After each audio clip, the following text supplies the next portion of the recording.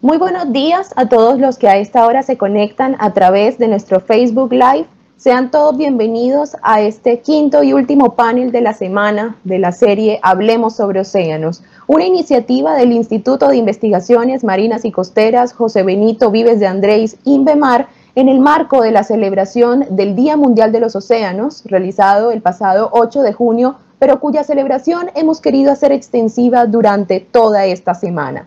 La dinámica de hoy será muy parecida al resto de los paneles que hemos tenido durante la semana. Recuerden que pueden consignar sus preguntas a través de la sección de comentarios de nuestro Facebook Live. A lo largo de la sesión daremos algunos espacios para resolverla y al final de la misma intentaremos resolver la mayor cantidad de preguntas que podamos de forma aleatoria. Sin más preámbulos, le damos la bienvenida al panel de expertos que nos acompaña el día de hoy e inicio con el moderador, que nos estará acompañando, el director del Instituto de Investigaciones Marinas, el doctor Francisco Arias Izaza. Capi, bienvenido. Buenos días. Gracias, Isabela. Buenos días a todos. Un gusto de tenerlos conectados por estas rutas virtuales que hemos tenido que aprender a explorar y a aprovechar. Y un agradecimiento muy especial a los panelistas, todos ellos colegas, compañeros de lo que yo llamaría esta cruzada ambiental por los océanos de muchos años, muchos años. Mi mensaje especial es el reconocimiento a ese trabajo que han hecho durante tanto tiempo. Y bueno, la idea es hacer un homenaje a los mares y pensar un poco en el futuro. Estamos en un momento de coyunturas no solamente para el país, para la humanidad, en donde tenemos unos retos sobre los cuales hay que avanzar y, por supuesto, desde la perspectiva del conocimiento, de la ciencia, de lo que sabemos hacer, los que estamos en el tema de hacer investigación científica, de proveer el conocimiento, la información, de llevarle a quienes tienen que tomar las decisiones la información necesaria para que se puedan tomar esas decisiones. Creo que en este tiempo de pandemia no ha sido menos importante el aporte de la ciencia. Sabemos que el futuro del manejo de esta situación pasa porque los investigadores en ciencias de la salud, porque los investigadores en las ciencias ambientales, porque los investigadores en las ciencias sociales, en la demografía, en la estadística, logren o logremos entender la complejidad del fenómeno y poder generar las recomendaciones en materia de manejo de las comunidades, de la generación de vacunas, de la producción de sustancias que nos ayuden a responder cuando estamos ya infectados en medio de la emergencia. Y por eso creo que la ciencia cobra muchísimo más relevancia. Pero también la capacidad de nosotros como investigadores de llevarle el mensaje a los que tienen que tomar las decisiones para que nos atiendan, respondan a las recomendaciones que hagamos y, por supuesto, como me gusta a mí decir, con mucha humildad, con la humildad de poder llevar ese mensaje a toda la ciudadanía. Y bueno, muchas gracias y bienvenidos de nuevo. Muchas gracias a usted, capitán. También le damos la bienvenida al panel de expertos que nos acompaña el día de hoy. Nos acompaña la doctora Mabel Gisela Torres Torres, que en unos minutos se conectará con nosotros. Ella es la ministra de Ciencia, Tecnología e Innovación. La doctora Mabel es bióloga y química de la Universidad del Valle, magíster en microbiología y doctora en ciencias biológicas en la Universidad de Guadalajara. Ha dedicado la mayor parte de su vida a la academia y la ciencia. Regresó al país en 2012 y hasta el 2016 se desempeñó como directora ejecutiva del Centro de Investigación e Innovación BioInnova de la Universidad Tecnológica del Chocó, Diego Luis Córdoba. Es creadora del Centro de Investigación, Innovación y Desarrollo Selvecéutica SAS. Le damos también una especial bienvenida al doctor Andrés Franco. El doctor Franco es biólogo marino de la Universidad de Bogotá, Jorge Tadeo Lozano, y doctor en oceanografía de la Universidad de Concepción, Chile. A lo largo de 28 años de vida profesional se ha desempeñado como profesor titular de pregrado y posgrado. director del Departamento de Ciencias Biológicas y Ambientales de la sede Santa Marta y actualmente es el vicerrector académico de la Universidad Jorge Tadeo Lozano. Es investigador del componente oceanográfico del Grupo de Dinámica y Manejo de Ecosistemas Marino-Costeros, expedicionario antártico, evaluador del Ministerio de Ciencia, Tecnología e Innovación, columnista invitado del diario El Tiempo desde 2016 e hizo parte de la Misión Internacional de Sabios 2019, coordinando el foco temático en océanos y recursos hidrobiológicos. Bienvenido, doctor Andrés.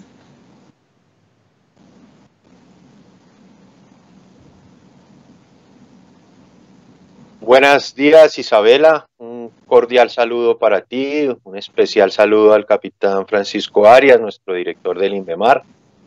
Muy honrado por esta invitación que nos han hecho a quienes participamos de la misión de Sabios, especialmente en el foco de océanos y recursos hidrobiológicos, en el cual, entre otras cosas, el INVEMAR fue un aliado muy importante para la toma de decisiones y para los análisis del presente y el futuro de nuestros océanos.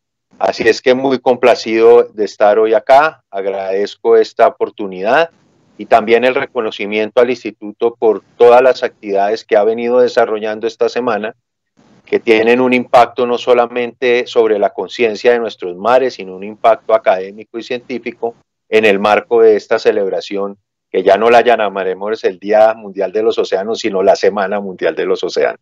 Muchas gracias, Isabela. Gracias a usted, doctor Franco. Así es, el mes de junio va a ser dedicado a los océanos. Y le doy la bienvenida al doctor Jaime Cantera. El doctor Cantera es biólogo con doctorado de Estado de la Universidad del Mediterráneo de Marsella, Francia, profesor e investigador de la Universidad del Valle en el tema de las ciencias del mar desde 1978, donde ha sido también director de posgrado, jefe de departamento, decano y vicerrector de investigaciones. Especialista en investigaciones sobre invertebrados marinos, particularmente moluscos y ecología marina, principalmente en el tema de los ecosistemas de estuarios, manglares, corales y costas rocosas. También tiene investigaciones en uso sostenible y conservación de recursos y ecosistemas marinos, gestión y manejo ambiental costero. Se desempeñó como secretario técnico del foco temático Océanos y Recursos Hidrobiológicos de la Misión Internacional de Sabios. Bienvenido, doctor Jaime. Muchas gracias, Isabela, por la presentación. Les agradezco muchísimo esta invitación a participar. Quiero agradecerle mucho al director de INVEMAR, capitán Francisco Arias, a Paula, por la invitación y por compartir los temas que esta semana hemos estado viendo en esta reunión, que como todas las actuales son virtuales. Quiero saludar a todos los participantes de la reunión, agradecerle a la ministra su esfuerzo de participar con nosotros. Y estoy muy contento de estar celebrando este día, la semana, el mes y prácticamente el inicio de la década de los océanos con ustedes. Para mí será un gusto compartir la visión sobre la Misión Internacional de Sabios desde el papel que tuve como secretario técnico del foco Océanos y Recursos Hidrobiológicos. Muchas gracias, doctor Cantera. Ahora le doy una especial bienvenida a la doctora Paula Cristina Sierra Correa. La doctora Paula es bióloga marina de la Universidad Jorge Tadeo Lozano, maestra en geoinformática de la Universidad de Twente, Países Bajos, y doctora en ciencias del mar, coordinadora de investigación e información del INVEMAR en Colombia. Desde 2015 es la coordinadora del Centro Regional de Entrenamiento para Latinoamérica de la estrategia Ocean Teacher Global Academy, OTGA, de la COI y o de UNESCO. Desde 2018 es miembro del comité editorial de la segunda edición del Reporte Global de las Ciencias Oceánicas. Sus áreas de investigación: adaptación basada en ecosistemas y mitigación a cambio climático en ambientes marinos y costeros, planificación costera y generación de capacidades para la toma de decisiones. Bienvenida. Gracias, Isabela. Gracias a la audiencia que nos acompaña hoy por Facebook Live y que nos han acompañado durante toda esta semana en esta celebración de los océanos y en este Hablemos de Océanos que tanto nos hace falta. Sin más preámbulos, yo creo que entremos a nuestro panel. Gracias. Gracias a usted. Por último, quiero hacer una presentación especial a una persona que no nos está acompañando presencialmente el día de hoy, pero que nos ha enviado un mensaje desde San Antero, Córdoba. Ella es Ignacia de la Rosa Pérez. Ignacia es la representante legal de la Asociación de Mangleros del municipio de San Antero, Córdoba. Hace unos 30 años reunió 400 familias de la región, formó la Asociación de Mangleros y recuperó la ciénaga con canales, además de 200 hectáreas afectadas por el exceso de salinización. Su amor por la ecología le otorgó el premio Mujer CAFAM en 2002. Por más de 30 años ha trabajado por dignificar, como ella misma lo dice, el oficio del manglero, dándole un lugar en la sociedad. Así que sin más preámbulos, le cedo la palabra al moderador del día de hoy, el doctor Francisco Arias. Capi, el escenario es todo suyo. Gracias, Isabela. Bueno, tenemos una agenda muy interesante. Yo creo que, como tal vez mencioné en las palabras de introducción, la idea es que podamos discutir, oír lo que ha sido el proceso de construcción desde la misión de sabios, la apuesta que el país le quiere dar para los próximos años, en el horizonte de tiempo que la misión se ha puesto como meta, los temas relacionados con la ciencia, la tecnología y la innovación en términos de la investigación marina, tratar de mirar esto en el contexto internacional, en ese otro compromiso que nos hemos puesto los países en el sistema de Naciones Unidas de declarar la década del 2021 al 2030 como la década de las ciencias oceánicas para el desarrollo sostenible, enmarcados en ese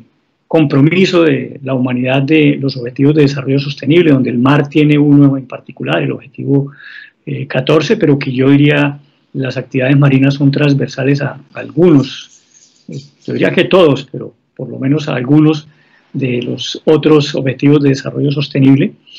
Y más allá, yo lo diría en términos de lo que queremos como sociedad colombiana, participar en ese escenario internacional, desarrollar nuestras capacidades como país para entender, aprovechar, conservar, y un ingrediente que a mí me parece clave, y voy a robarme la expresión de Ignacia, esa mujer maravillosa de la región del Sinú, y que como ella, muchas otras a lo largo de nuestras costas. Yo siempre exalto no solo el trabajo tipo Ignacia, el de las mangleras en el Pacífico, el de las mujeres que acompañan los procesos en la Ciénaga Grande de Santa Marta, en el Chocó, en toda nuestra geografía, en La Guajira,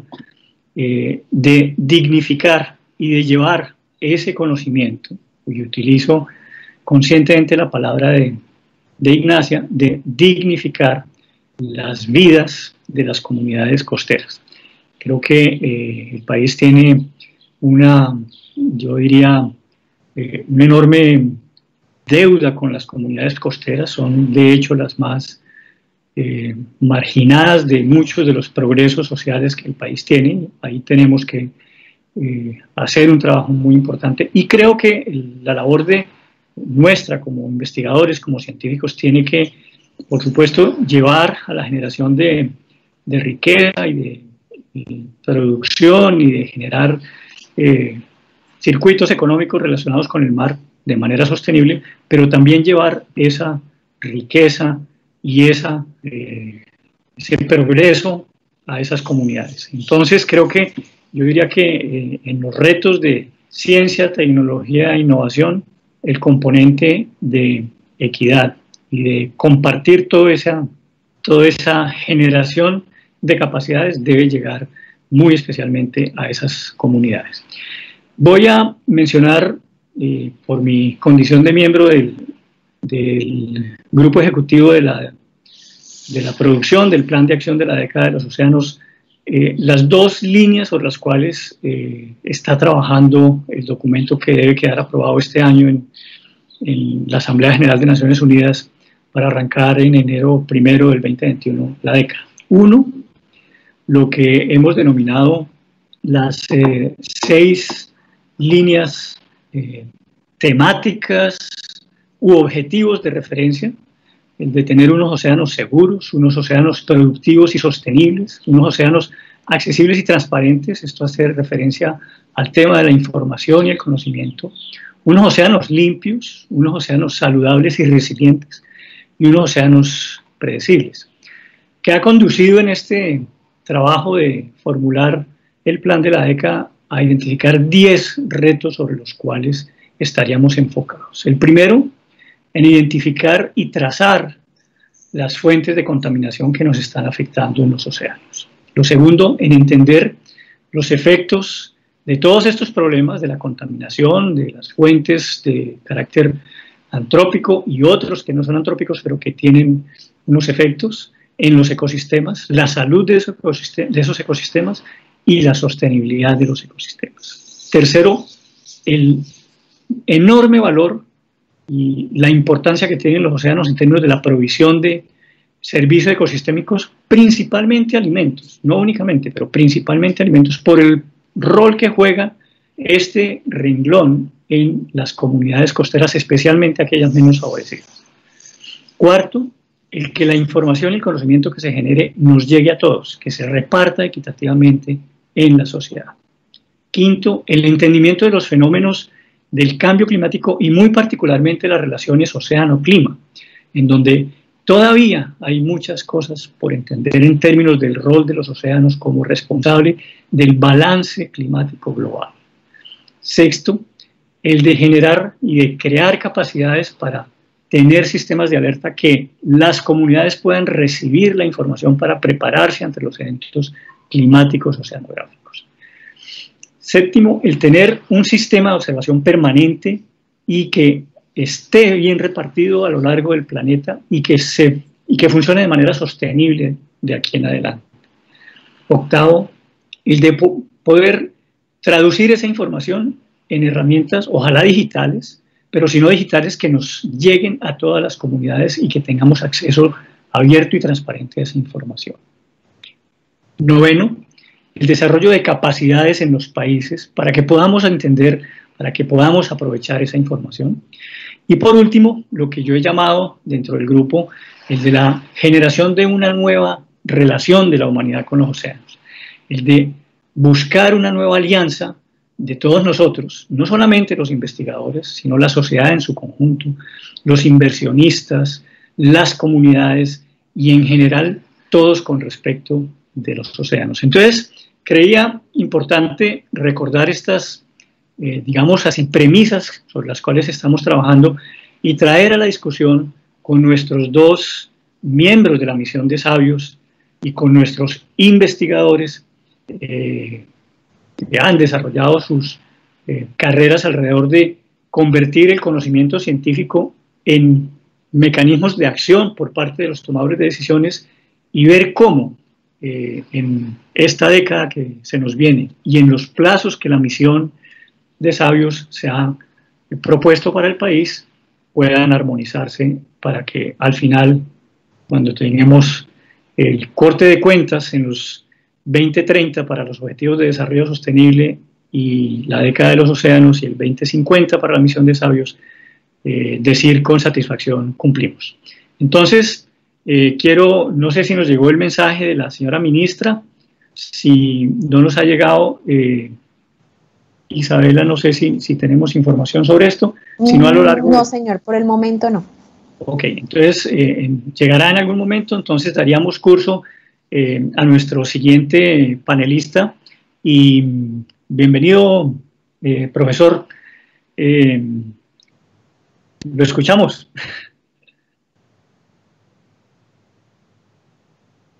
Bueno, creo que soy yo, ¿cierto? Sí, claro. Profesor Andrés, sí, discúlpeme. Bueno, muy importante las palabras que acaba de plantear el capitán, porque pues realmente el foco temático en océanos y recursos hidrobiológicos se focalizó en determinar cuáles serían los temas de investigación más relevantes para el país. Y pues yo lo primero que quiero decir es que a las conclusiones que llegó este foco, no solamente de un grupo de expertos que participamos. Nosotros durante esos 10 meses recorrimos el país desde Leticia hasta San Andrés. Tuvimos el honor de escuchar más de 1.300 personas de diferentes sectores productivos, académicos, culturales, sociales, comunidades étnicas, y por lo cual eso nos gustó mucho porque en definitiva a lo que se llegó, reitero, no es a un análisis y a unas conclusiones de un foro de expertos, sino a unas propuestas consolidadas de país. Y en el marco de esas propuestas consolidadas de país, y muy alineados precisamente con los ejes que bien nos explicaba Francisco de la década de los océanos, nosotros definimos 4 principales. La primera tiene que ver con esa interrelación entre agua, sociedad, cambio climático y cambio ambiental global. Un país trioceánico como Colombia, donde no solamente es la investigación del agua salada y el agua taurina, sino la dulce por las conexiones que todos conocemos al respecto, requiere que su investigación esté muy centrada en el agua como recurso vital, como recurso fundamental para el desarrollo de la sociedad, como también como matriz natural de las riquezas y la biodiversidad que nos caracteriza.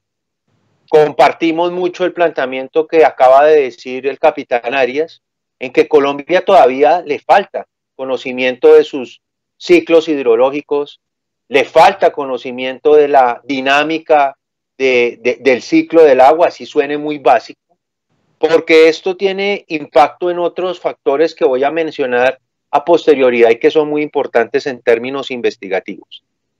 Sin duda alguna, otro de los programas de investigación fundamental que ha identificado la misión es el desarrollo económico y competitivo que se debe tener alrededor de nuestros océanos, pero entendido con que este desarrollo económico y este desarrollo social debe mejorar e involucrar, a las comunidades costeras, marítimas, que ancestralmente y durante mucho tiempo han generado conocimiento y han soportado su sustento de vida en nuestros océanos. Ya no podemos seguir en el camino de no mejorar la calidad de vida y el bienestar social de estas comunidades. Por eso, estos programas de desarrollo económico y de competitividad deben estar muy enfocados en algo que la misión ha resaltado incluso en uno de sus grandes retos, que es Colombia biodiversa, bioeconomía y economía creativa, y es la bioeconomía, con sus hermanas, la bioprospección, la biotecnología. Las riquezas que ahí hay en conocimiento y en solución a muchos de los problemas que tenemos actualmente están en el océano, y Colombia es privilegiado en eso. Creo que nadie puede desconocer al día de hoy, épocas de mascarillas y de guantes, que la mejor mascarilla natural que tiene el planeta es el océano. O donde hay una mascarilla que tenga la capacidad de tomar CO2, enterrarlo, esconderlo y regalarnos oxígeno para nuestra salud. El océano es esa mascarilla natural. Efectivamente, el otro tema de investigación que definió la misión tiene que ver con todos los aspectos de biodiversidad marina. Nosotros dimos un especial énfasis a que tratemos de profundizar más este conocimiento de nuestras riquezas marinas en el océano profundo, pero también la importancia de profundizar en el conocimiento de la resiliencia de nuestros océanos, que harto nos enseñan dentro de su sabiduría natural. Y algo fundamental debido a las proyecciones que tenemos a mediano y corto plazo, el fortalecimiento de la investigación en eventos hidrometeorológicos extremos, donde obviamente los océanos generan un papel fundamental. Y aquí se incluye todos estos aspectos de elevación del nivel del mar, coletazos y mayores incrementos por huracanes, etc. Así pues, todo esto se resume también en unos ítems que son muy fundamentales y muy alineados, entre otras, con lo que está planteando la década de los océanos. Para la misión de Sabio, la ciencia abierta, no solamente en términos de datos abiertos, sino todo el contexto que ello tiene, es fundamental. El desarrollo de pesquería artesanal y acuicultura en el marco de la cuarta y quinta generación industrial, básico para el mejoramiento de la calidad de vida. Y todo ello tiene una matriz, una cama fundamental, que no me voy a referir de ello, porque hay una persona con todo el bagaje para que nos hablar al respecto, que es la educación. Así pues, capitán, queridos miembros de este panel y quienes nos están escuchando, que nos honran con su generosidad, pues océanos sanos y resilientes que incluyen cambio climático, océanos productivos y sostenibles para el suministro de alimentos, océanos transparentes y asequibles donde todos tengamos acceso a la información, que son parte fundamental de los ejes que está planteando la década de los océanos, están perfectamente alineados con lo que nosotros hemos planteado desde la misión. Cosa que me alegra, porque el conocimiento, el desarrollo, el cuidado, la conservación debe estar totalmente cohesionada de parte de todas, por decirlo así, fuerzas públicas, privadas, académicas, científicas del país y del mundo. Así es que también siento cierta tranquilidad que estemos todos caminando hacia el mismo horizonte y que sin importar si son el 30 o el 2040 o el 2050, realmente dejemos unos océanos mejores a las futuras generaciones y sobre todo a la riqueza y al respeto de nuestros recursos naturales y a una mejor sociedad colombiana. Gracias, profesor Andrés Franco. Yo creo que aquí hay tal vez dos elementos que yo quisiera resaltar de esta intervención. Y la primera es el ejercicio, digamos, de consulta que hizo el foco temático. Me parece muy interesante, como bien lo recordó Andrés como coordinador del foco, abordaba no solamente los temas marinos, abordaba también lo relacionado con los recursos hidrobiológicos, que pues para nosotros los investigadores juega, digamos, en el espacio esa íntima correlación, pero a veces para el resto de ciudadanos o de colombianos en general no es tan evidente. Sabemos que hay muchos de los ciclos biológicos que están relacionados a agua dulce, agua marina, y como decíamos también hace un par de paneles, lo que hagamos en el continente llega por vía de las aguas al mar. Entonces eso me parece interesante, el haber integrado esa visión y el haber hecho ese ejercicio de consulta y de revisión con todas estas, digamos, visitas que se hicieron a lo largo del país para incorporar esas visiones. Yo veo que los temas están alineados. Creo que en el ejercicio parte de nuestro trabajo desde el INVEMAR tuvo ese propósito cuando acogimos a la misión, y veo que efectivamente quedaron en buena hora esas ideas incorporadas. Tenemos preguntas, Andrés, interesantes. Una de ellas estaba precisamente abordando el tema de cómo se relacionan las recomendaciones de los resultados de la misión con lo de década de los océanos, pero yo voy a añadir un ingrediente que me parece importante, que en la misión de Sabios se tocó. Yo sé que hubo unas discusiones alrededor de esto, y en la década estamos tocándolo, y es cómo se financia. Hay que reconocer lo complicado y lo costoso que es hacer investigación en nuestros mares, en los mares en general, y aquí en las preguntas que tengo hay una referencia de cuál va a ser el mecanismo de financiación para conseguir alcanzar estos resultados. Quiero agregar que que en la década hay una apuesta muy importante para conseguir que la empresa privada, que las entidades generadoras de riqueza alrededor del uso del océano se comprometan, se metan la mano al bolsillo, para decirlo coloquialmente. Entonces, dejo esa primera pregunta y ahorita Isabela nos ayuda con otras que han llegado por el Facebook Live. Perfecto, capitán. Sí, fundamental esa pregunta. Mira, yo creo que lo primero que hay que decir es que también estamos en un momento coyuntural único, pensaría yo, en la historia de Colombia alrededor de los océanos. No es solamente lo que definió la misión de Sabios, no es solamente esta década de los océanos que por fortuna tiene al INVEMAR en el marco de la planificación de ella misma, sino también la creación del Ministerio de Ciencia, Tecnología e Innovación, de tener un documento COMPES de potencia bioceánica recién salido, y también tener en el actual Plan Nacional de Desarrollo algunos capítulos asociados a los océanos y a las culturas relacionadas con nuestros mares.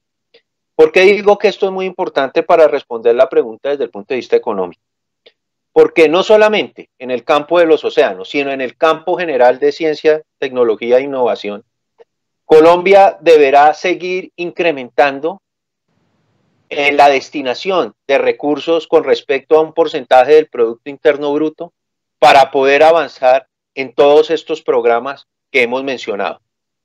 Los estudios que hicimos en la misión muestran que efectivamente, y hay muchos ejemplos en países que estaban, digamos, años atrás, algo en lo que nosotros actualmente vivimos, que debemos estar llegando casi al 0.9 o al 0.8% del PIB aportado por el Estado, para que haya una motivación para que las empresas privadas, la industria, empiece a aportar en estos programas de investigación, en estos programas de crecimiento económico. Ustedes saben muy bien que hay unas metas fijadas casi de tener un aporte, pueden ser utópicas o no, no soy experto en economía, pero estar llegando casi al 1.6 o al 1.7 del PIB en ciencia, tecnología e innovación. Esto solo se logra con el aporte de la empresa pública y de la empresa privada. Entonces, aquí esos modelos de 3 hélices, 4 hélices, cuando hablamos academia, público, privado y sociedad, son fundamentales. No hay otra forma, no hay otro camino. Sí, hay recursos internos, pero sobre todo hay recursos externos. Pero esos recursos externos van a entrar en la medida que nos organicemos aún más y de la forma más adecuada en ese Sistema Nacional de Ciencia, Tecnología e Innovación. Ahí van a estar los recursos. Ahora vamos a empezar precisamente con unos pilotos financiados directamente a partir del ministerio que traten de involucrar buena parte de estos conceptos, que tengan capacidad de replicabilidad, de tal manera que podamos ir mostrando resultados positivos, constructivos, que permitan ir afinando y trayendo recursos para el desarrollo, reitero, no solamente de este foco, sino de los 7 focos restantes que también pues tienen apuestas muy ambiciosas en busca de esa Colombia mejor. Gracias, Andrés. Isabela, ¿tenemos preguntas del público? Creo que tenemos espacio para una, por lo menos. Aquí hay una pregunta de Diego Rodríguez, dice lo siguiente. En cuanto al enfoque normativo de control de vertimientos, no se incluyen microcontaminantes que impactan la vida oceánica y de agua dulce. ¿Conocen ustedes si está prevista una nueva revisión normativa dando alcance a nuevos contaminantes? Bueno, muchas gracias a Diego por esa pregunta. Sí, efectivamente, hay algo que el país tiene que hacer, no solamente en el campo de vertimientos domésticos, industriales y demás, y es una revisión juiciosa y actualizada frente a los contaminantes que nos están impactando las zonas costeras, marítimas, profundas, de océanos someros y océanos profundos. Creo que para todos es claro que el desarrollo industrial, el desarrollo económico ha generado nuevas fuentes de vertimientos que deben ser analizados y valorados adecuadamente. Pero también creo que es importante decir a eso lo siguiente. Uno de los grandes problemas que ha tenido el país es que tenemos mucha normatividad. Somos extensos en normatividad, una muy buena y otra no muy buena. Pero el problema es que a veces no tenemos la estructura o la infraestructura adecuada para poder cumplir esa normatividad. Y ejemplo de eso son pruebas, por ejemplo, en el océano de toxicidad aguda y crónica. A veces pedimos en la normatividad colombiana análisis con especies a veces que ni son de acá, o las que son de acá, que no tenemos la capacidad ni siquiera de tener hatcheries para hacer cortes homogéneas que nos permitan ese desarrollo. Entonces también nuestra normatividad tiene que basarse en nuestras realidades y en un esfuerzo de crecimiento técnico-científico para que podamos cumplir esas pautas o esas normas que se fijen para diferentes tipos de vertimiento. Yo en esto le cedo mucho la palabra al capitán porque el INVEMAR hace un esfuerzo grande en todos estos estudios en calidad ambiental marina y sabe muy bien que este es uno de los grandes problemas que tenemos actualmente.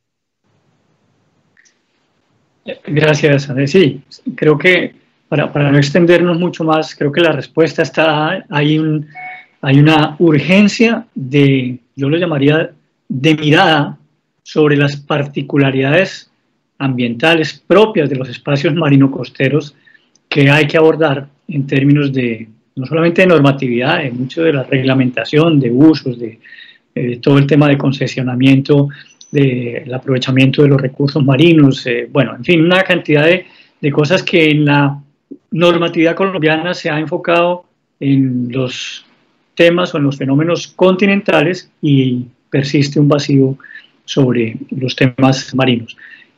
Esa es, y esto creo que trae a la discusión, que los asuntos relacionados con el mar, con el manejo de los espacios marinos, no son solamente de lo que podríamos llamar las ciencias naturales, de la química, la física, la biología, pasa también por los temas económicos, pasa también por los temas, como vemos en este caso, legales, por los temas que tienen que ver con la generación de capacidades normativas que necesitamos para administrar coherentemente los océanos. Muy interesante este planteamiento.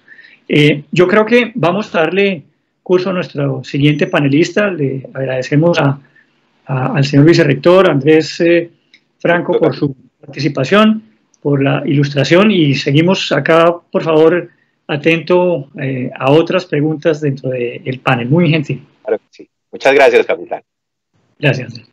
Bueno, le doy la palabra entonces al doctor Jaime Cantera. Él es un investigador de reconocida trayectoria en el campo de las ciencias del mar, profesor emérito de la Universidad del Valle.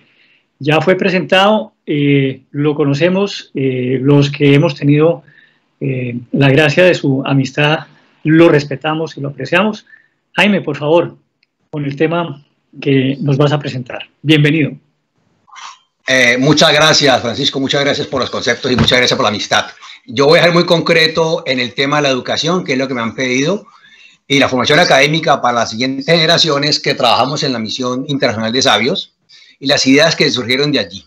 Entonces, nosotros en la misión nos planteamos 4 grandes retos para la educación colombiana que tienen que ver con todos los focos de la misión, pero particularmente desde el punto de vista de los océanos y los recursos hidrobiológicos colombianos. El primer reto, sin duda, es lograr cambios en la relación, digamos, de la cosmovisión colombiana con los océanos. En eso hemos avanzado muchísimo, pero es necesario que el país vire a abordar desde la infancia conocimientos, actitudes que nos permitan construir una educación con una base sólida. Por ejemplo, el tema del ciclo hidrológico y sus flujos, o la importancia del mar y el cambio climático, que aunque suena muy técnico para ser dicho a los niños, son la base para que ellos desde pequeños entiendan que el cuidado de los océanos empieza en casa, en la escuela o en las calles de cualquier ciudad, incluyendo las no costeras, y que ellos son parte de esos 2 procesos y que su actitud tiene que ver con los procesos. En París las alcantarillas dicen aquí empieza el océano, y más o menos es lo que nosotros pensamos que debe ser así. Por lo tanto, en la infancia, una educación debe incluir elementos sobre la importancia del agua, la importancia de los océanos, pero también de nuestros océanos y de nuestra biodiversidad acuática. Ese es nuestro primer gran reto. El segundo reto que tenemos, que abordamos nosotros, es el ya conocido de la débil formación secundaria en ciencias en Colombia. Cada rato nos recuerdan que en las pruebas PISA, en los años recientes, los resultados que obtiene Colombia son bastante mediocres comparados con otros países, incluyendo muchos países vecinos nuestros de Latinoamérica y obviamente muy inferiores a los que obtienen los países no OCDE de otras partes del mundo, los países OCDE.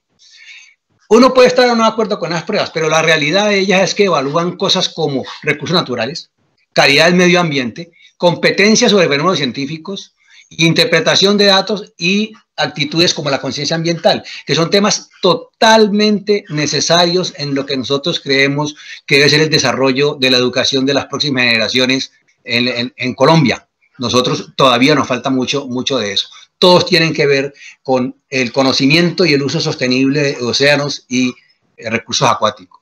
En conclusión, en el segundo tema, la educación secundaria debe mejorar los elementos científicos para comprender la riqueza de los océanos, la importancia de sus costas, la importancia de la biodiversidad y la relación ser humano-océano, ser humano-costa y las amenazas y riesgos que esta relación representa. Para ello es necesario implementar currículos innovadores, es necesario crear nuevos enfoques de enseñanza de las ciencias, por ejemplo, utilizar la formación STEM, que por sus siglas es una sombrilla que reúne la ciencia, las tecnologías, la ingeniería y las matemáticas, para que se permita una mejor apropiación de los conocimientos científicos y sobre todo para que se genere motivación dentro de la juventud en temas ambientales y en temas oceánicos.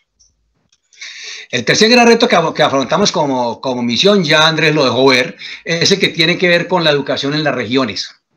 La educación tiene que volverse incluyente en todas las regiones de Colombia. Muchos estudios han mostrado que el capital natural está en relación inversa con los otros capitales que las naciones tienen, ¿cierto? El económico, el institucional, el intelectual, etc. Y en Colombia eso todavía es más evidente. Esto quiere decir entonces que las regiones con mayor diversidad y mayor importancia, entre comillas, ambiental, tienen menos investigadores, menos recursos, menos instituciones que se cuiden de ellas. Por ejemplo, entonces es importante que el reto sea que llevemos la educación a todos los niveles. Y nosotros planteamos como un ejemplo simbólico el que los niños de La Guajira conozcan al Amazonas y los niños del Amazonas conozcan el Océano Caribe. Para esto es fundamental alfabetizarnos digitalmente. Esta pandemia nos ha obligado a entender eso, nos ha obligado a darnos cuenta lo pobres que estamos en eso y lo complicado que es, y nos ha obligado a volvernos nosotros expertos de la noche a la mañana en recursos de comunicación digital, pero más allá de esta urgencia es un equilibrio que nosotros ya habíamos visto en la misión desde el año pasado antes de que esto ocurriera, porque de todas maneras, con pandemia o sin pandemia, la revolución 4RI viene en camino y tenía muchos elementos de estos. La digitalización y la comunicación remota puede ayudar mucho a mejorar la comunicación con las regiones alejadas de Colombia. Finalmente, el cuarto reto es la formación universitaria en temas de océanos y recursos acuáticos. Paradójicamente, y muy de acuerdo como funcionamos en Colombia, este es el nivel en el que nuestro país ha superado las más difíciles barreras en los últimos años, e incluso décadas. 11 programas académicos de pregrado, 8 de posgrado, que de alguna manera abandonan temas que tienen que ver con el océano. Pero además de esto, y esto es lo más importante, el océano ha sido un tema pionero en trabajo colaborativo interinstitucional, a pesar de las enormes dificultades que esto representa. Instituciones como la Comisión Colombiana del Océano, que antes era de oceanografía, que nos agrupó en torno a planeación y desarrollo marítimo, el INVEMAR, como Instituto de Investigaciones del Ministerio de Medio Ambiente, que reunió y que reúne varias instituciones estatales y académicas en torno a la investigación y el conocimiento del mar como patrimonio nacional. Actualmente tenemos un centro de excelencia, el CEMARIN. Pero para mí el punto culminante de esto ha sido la puesta en marcha ya 10 cohortes del doctorado interinstitucional en ciencias del mar, en la que participamos 7 universidades públicas y privadas del país nacional, Antioquia, Magdalena, Tadeo Lozano, Norte, Valle y la escuela, más recientemente la Escuela Naval Almirante Padilla, incluyendo al INVEMAR y a la Comisión Colombiana del Océano, que nos hemos unido en un esfuerzo conjunto en el que cada uno de nosotros aporta algo a la mejora en el conocimiento de los océanos y a formar también capacidad humana para desarrollar la ciencia marina en el país. Este doctorado tiene dos aspectos fundamentales. Primero, reúne instituciones académicas, investigativas y de política de todo el país. Y segundo, aborda las ciencias del mar de manera interdisciplinaria, no solamente la parte científica, sino también la parte social, la parte legislativa, etc.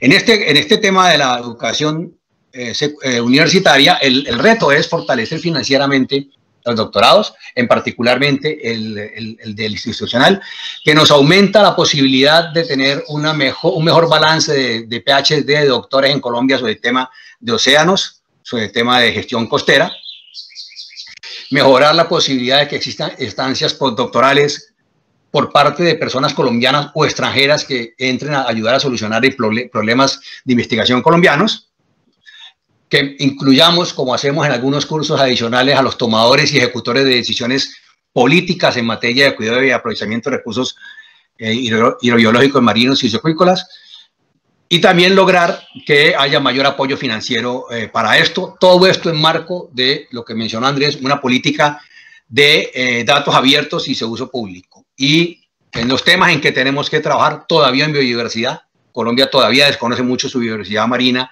y oceánica, no solo por la lejanía para llegar a ella, sino también por los conocimientos que tenemos en acuicultura continental y marina, en teledetección, que se volvió una herramienta fundamental, en biotecnología, biología molecular y ciencias ómicas, que nos dan un paso hacia el futuro.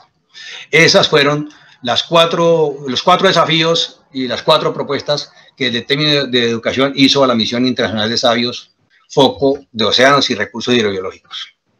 Muchas gracias.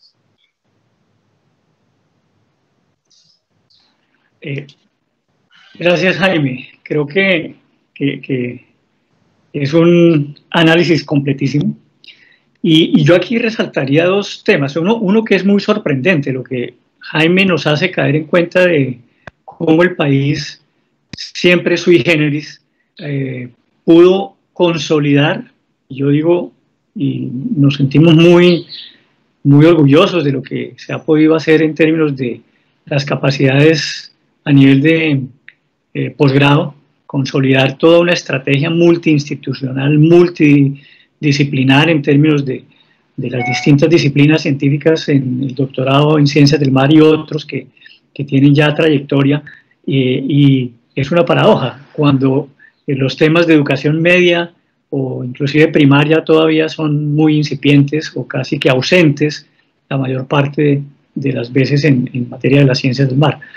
El tema de la democratización, yo lo llamaría así, del acceso a la información aprovechando las herramientas digitales, realmente es una oportunidad enorme que la pandemia nos ha forzado a avanzar en esto y que no podemos desaprovechar. Creo que tenemos el haber, digamos así, aprendido a utilizar estas herramientas y al poder llevar el mensaje utilizando estos medios de comunicación. Ya no son modernos, son del día a día, son ya contemporáneos de nuestras generaciones, pero sí tenemos, creo, todavía el reto de que nos llegue, que la cobertura sea muchísimo más extensa en el nivel nacional. Creo que ahí tenemos todavía que propiciar un escenario de que podamos tener conectividad en todas las regiones del país. Creo que ese sería como el gran desafío sobre el cual tendríamos que trabajar. Y uno que Jaime ha planteado que me parece también crítico, y es el de, yo voy a decirlo de una manera coloquial, una también necesidad de alfabetización en los tomadores de decisiones. Jaime lo mencionó, yo creo que es muy importante, y ahí tenemos que encontrar una estrategia para que la información que los tomadores de decisiones están necesitando podamos enseñarles a utilizarla, ponerla en el lenguaje de ellos, en los tiempos que ellos la necesitan, y por supuesto llegar a una perfecta correlación entre lo que ellos necesitan y lo que la ciencia está produciendo. Qué interesante. Bueno, creo que, Isa, te abro el micrófono si hay preguntas del público. Creo que aquí hay unos retos importantísimos sobre los cuales avanzar en el país. Bueno, por acá voy a tratar de fusionar algunas preguntas que nos han hecho, porque, por ejemplo, Liliana López dice que está de acuerdo con que existe un vacío normativo sobre los temas marinos y sus particularidades también en los espacios costeros, y nos pregunta qué podemos hacer desde la academia y la sociedad civil. Pero también hay una pregunta muy similar que dice Liz Osorio: ¿cómo podríamos desde la sociedad civil, aquellos que no están vinculados a la investigación, para motivar a las futuras generaciones a querer y proteger los océanos?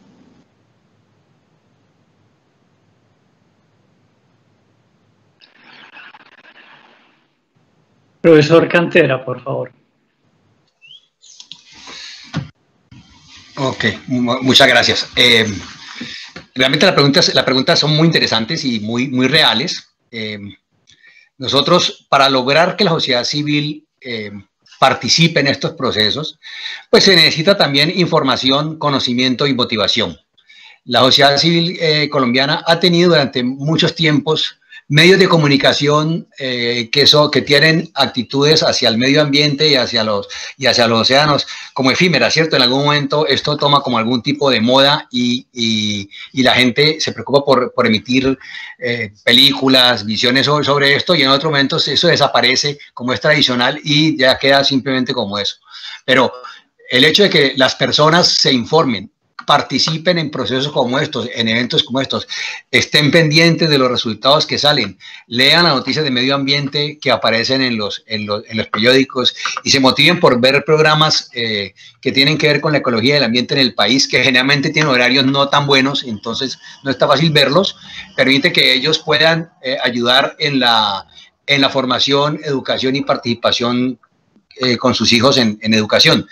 Que también lo hemos practicado en este tipo de pandemia, ¿cierto? O sea, ahora uno puede discutir con sus hijos en su casa sobre eventos que aparecen diariamente como especies invasoras o como los problemas ambientales de un derrame o digamos, hoy por ejemplo se discute mucho y uno puede hablar con sus hijos y con la sociedad sobre por qué los tapabocas tan importantes en esta época terminan en nuestros océanos y en las costas, ¿cierto? Esos son eventos que suceden y en los cuales la sociedad civil puede no solamente intervenir, sino también comentar y divulgar al respecto. Pero también la actitud propia, es decir, yo mismo soy parte del problema. Yo hago parte, en mí empieza el océano. Que la sociedad civil tenga conciencia de que el océano Atlántico comienza en Palmira o comienza en Buga o comienza en Popayán es importante porque con eso saben que ellos son aportantes de toda la cantidad de materia contaminante que llega a la desembocadura del río Magdalena. Entonces, ese tipo de cosas es combinar educación con apropiación social para que la sociedad pueda realmente participar e intervenir. ¿Podría agregar una cosa, por favor?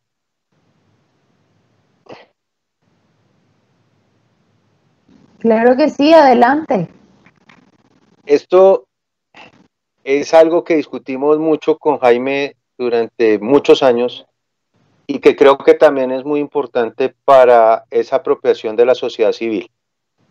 Y es que las investigaciones que se hacen en este país, que son con recursos de todos nosotros los colombianos, y que a veces nos preocupamos solamente por el producto técnico o por la publicación científica, que tiene en ocasiones un alcance muy limitado ante la sociedad, debería ser obligatorio que toda investigación, y no solamente de mares y costas, produjera documentos de fácil lectura, sí, muy rigurosos, pero explicados en idiomas y en expresiones al alcance de toda la sociedad, que permitan ser usados, no solamente para los diferentes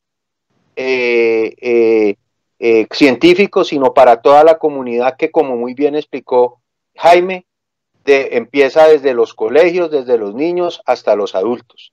Si nosotros logramos apropiar de esa manera ese saber, y no solamente quedarnos en paper y revistas, que también es importante obviamente hacerlo de altos cuartiles, creo que también la sociedad civil tendría un mejor entendimiento y una mejor apropiación en su ADN de los océanos.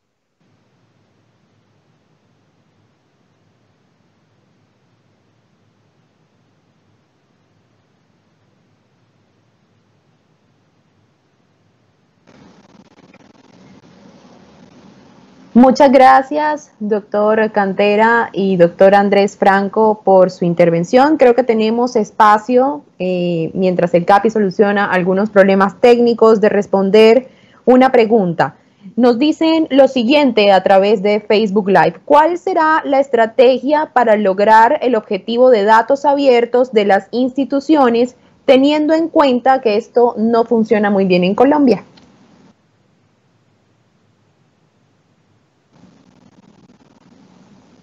Doctor Jaime. Pues voy a empezar, aunque obviamente esto creo que te corresponde más a ti en lo que hemos conversado. Pero bueno, es decir, el tema es precisamente como la persona que hizo la pregunta lo coloca. Hay una cultura también de la propiedad, ¿cierto?, que se guarda en un escritorio y se guarda en un bolsillo para su propiedad y para utilización. Y esto corresponde a todos los niveles.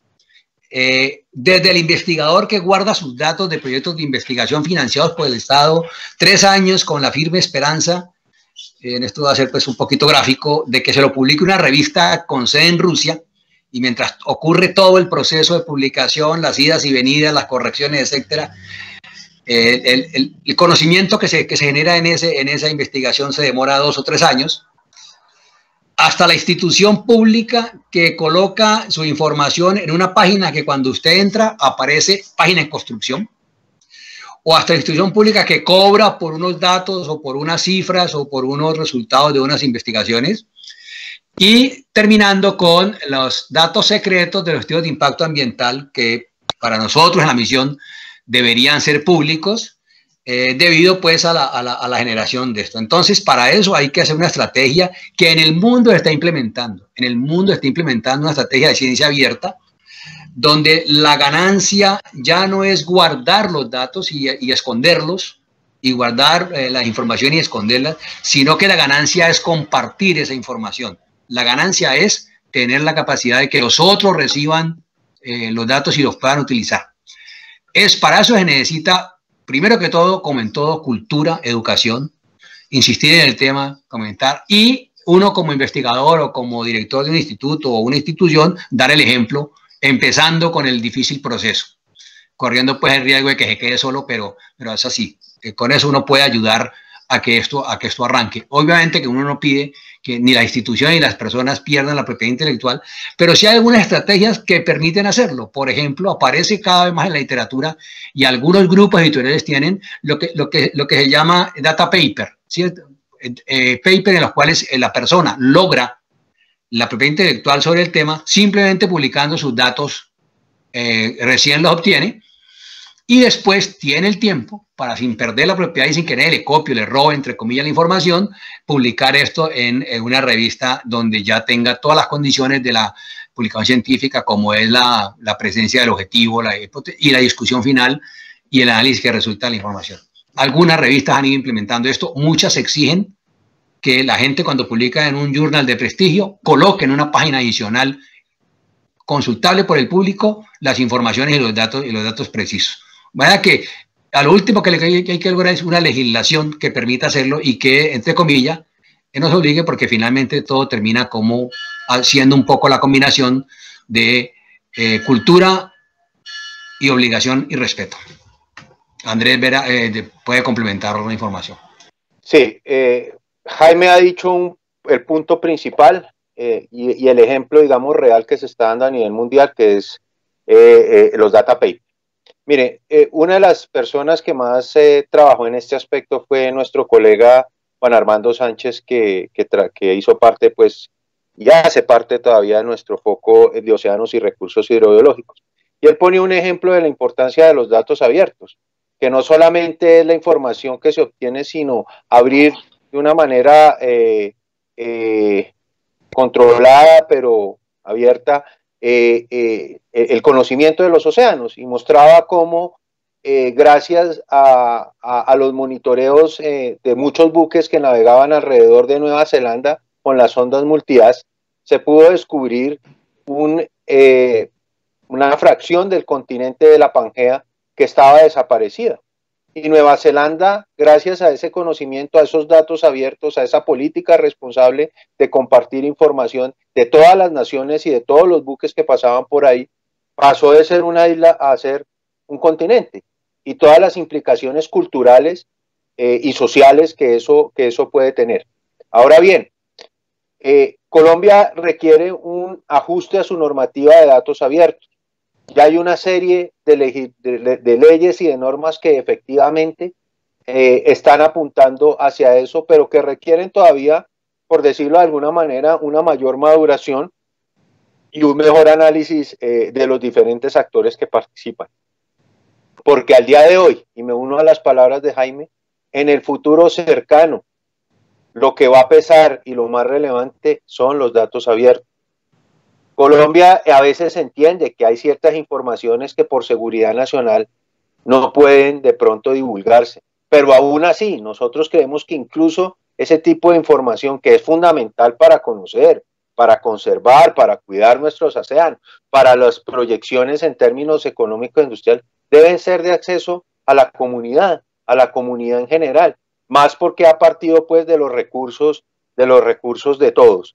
Así es que normatividad, data paper, cambio cultural, como bien lo dijo Jaime, son los caminos que hemos venido avanzando, y tal vez en una de las áreas que es a veces más difícil y que poco nos gusta, que es en la parte de normatividad y leyes, donde el cual el país, no solamente desde el Ministerio de Ciencia y Tecnología, desde Colciencias, sino ahora también desde el Ministerio de la TICS, está trabajando fuertemente en estos temas.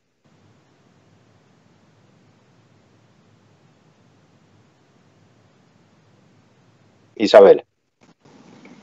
Muchas gracias. Parece que el CAPI tiene algunos problemas de conexión, pero para continuar con la sesión de hoy, queremos también transmitirles un saludo que nos envía la ministra de Ciencia, Tecnología e Innovación. Entonces, un minutico, les comparto la pantalla.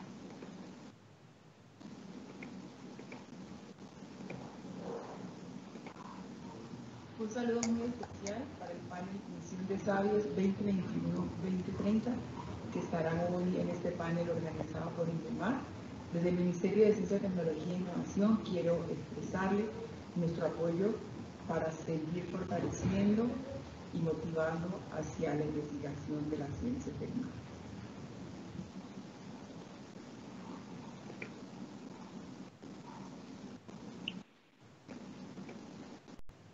Gracias, Isabela.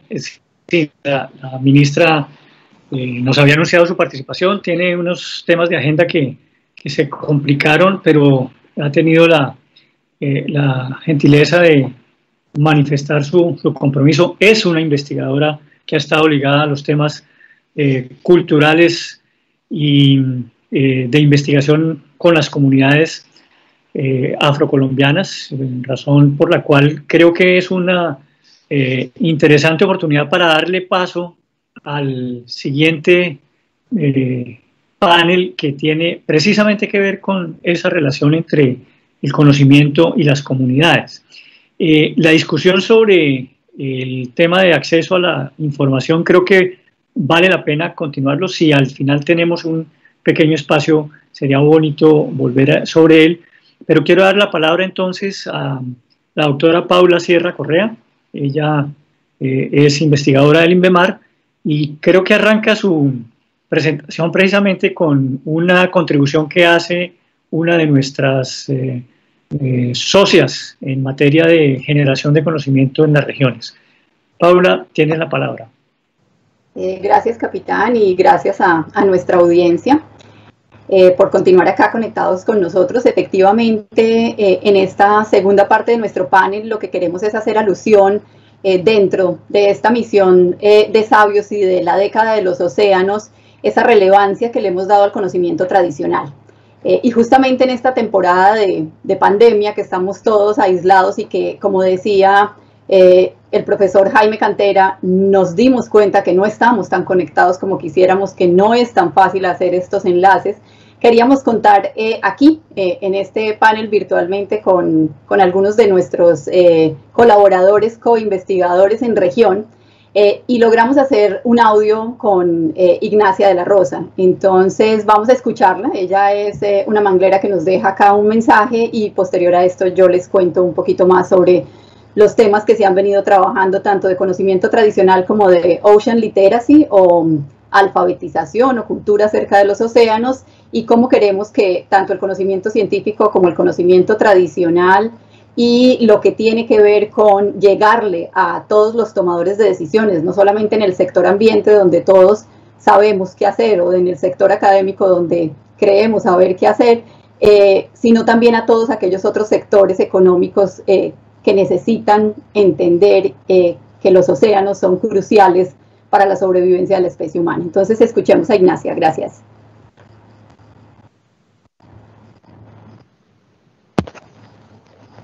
Mi nombre es Ignacia de la Rosa Pérez. Estoy en San Antero, Córdoba, con las asociaciones de mangleros de San Antero, Lorica y San Bernardo del Viento. En la celebración del mes de los océanos, quiero resaltar la importancia de considerar el conocimiento histórico y tradicional de las comunidades, de la mano de la ciencia y los científicos. La participación de estos en el desarrollo de las acciones de sostenibilidad en las zonas costeras. Por otra parte, la actuación consciente de la humanidad para entender que los océanos no son nuestros rellenos o botaderos, sino que son el tanque de oxígeno para fortalecer la salud de todo el universo.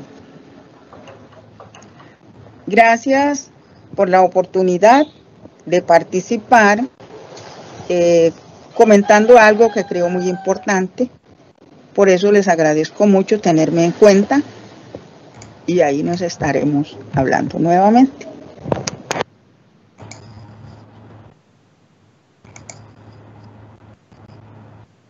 Bueno, como hemos escuchado a Ignacia, ella es una de tantos de esos coinvestigadores y líderes en región, en lo local, que nos acompaña en todos estos procesos de investigación científica, y que ha demostrado ser crucial ese enlace entre el conocimiento científico y el conocimiento que tienen todas aquellas comunidades que están allí ubicadas directamente al lado de nuestros ecosistemas, al lado de nuestra biodiversidad. Y todas esas reflexiones que hay alrededor, cosmovisiones diferentes que tenemos, tanto desde las comunidades afrodescendientes como las comunidades raizales, las comunidades indígenas que tenemos también en diferentes partes del territorio colombiano, y que tenemos el privilegio de tener también esa diversidad.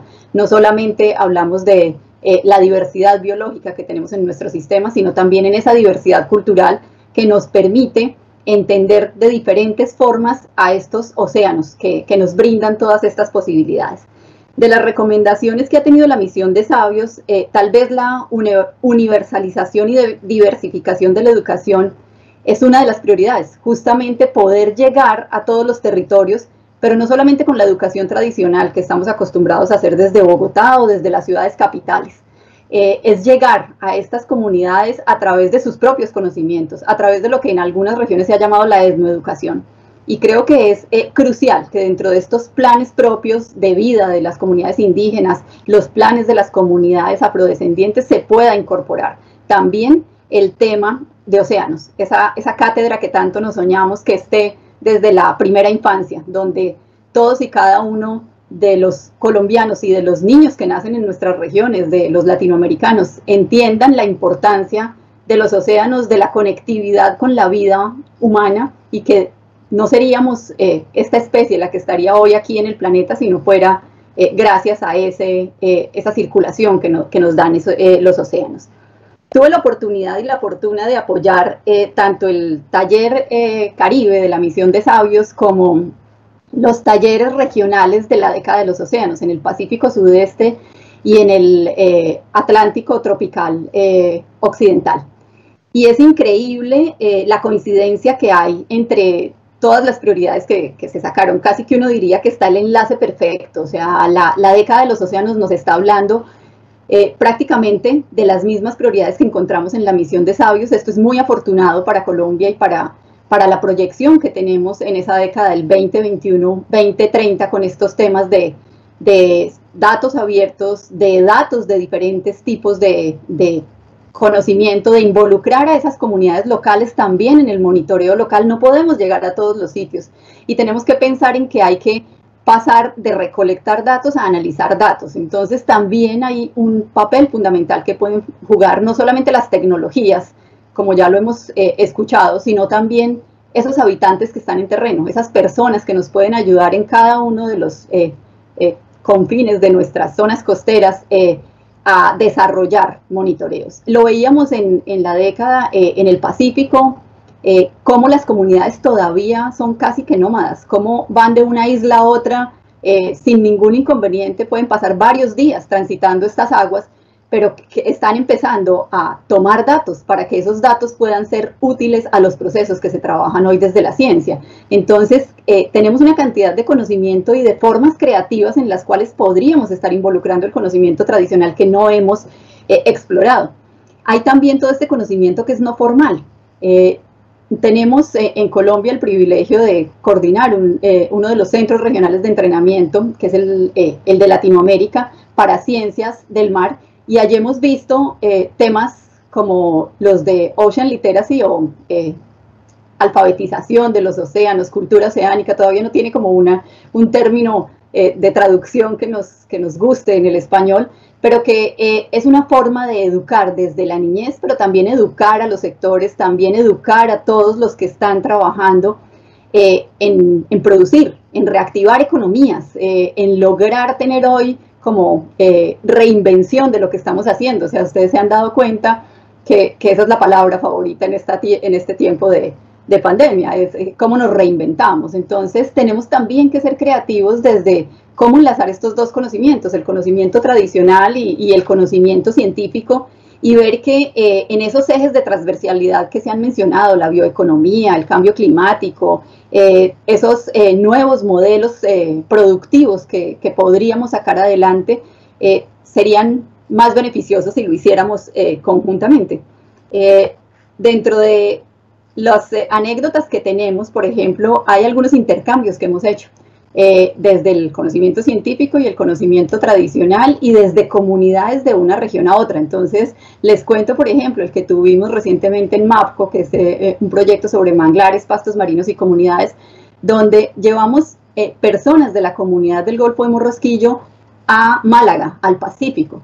Y estábamos desarrollando algo que hemos denominado los planes de negocios alternativos, que son básicamente pues basados en hacer circuitos turísticos dentro de los manglares, donde uno pueda hacer avistamiento no solamente de aves, que eso ya digamos lo conocemos, pero hacer otros avistamientos de organismos en las raíces de manglar, bueno, explorar otros bienes y servicios que nos dan esos ecosistemas. Y entonces cuando llevamos a las comunidades del Caribe al Pacífico, la primera reacción fue: pero entonces nuestro plan de negocios es súper fácil, nosotros no tenemos la dificultad del cambio de marea.